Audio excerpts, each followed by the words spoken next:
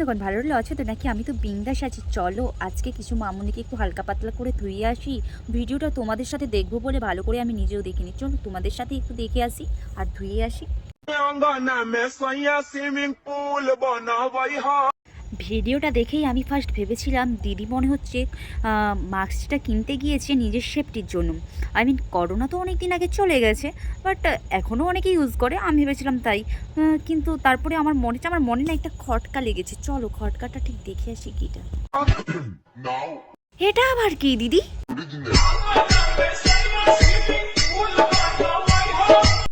আজকের পর থেকে দেখো কত বুদ্ধি দিদির মাথায়। তোমরা কি করছো? তোমরা কেন এত টাকা খরচা করে জামা কাপড় কিনছো? আমি তো সেটাই বুঝতে পারছি না।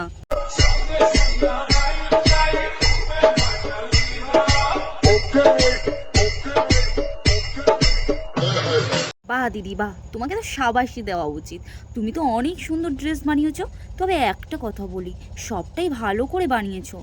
প্যান্টটাও তো মাস্ক দিয়ে বানিয়েলেই পারতে, জিন্সটার পরার দরকার ছিল না। আমার মনে হচ্ছে ওটা করলে পুরো ঠিকঠাক ম্যাচ দিত ব্যাপারটা। কারণ জিন্সের সাথে মাস্কগুলো যেভাবে কাজে লাগিয়েছো ততটাও ম্যাচ একদমই দিচ্ছে না। আমার মনে হচ্ছে তোমার উচিত প্লিজ পরের ভিডিওটা আসলে যেন ওরকমই আসে, পুরোটাই যেন মাস্ক দিয়েই আসো। ওকে?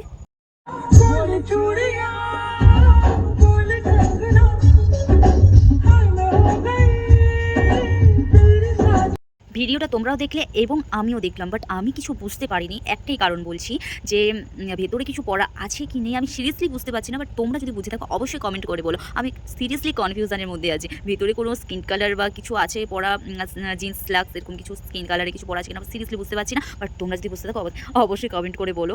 ঠিক আছে, দেখা হচ্ছে নেক্সট ভিডিওতে। Bye bye.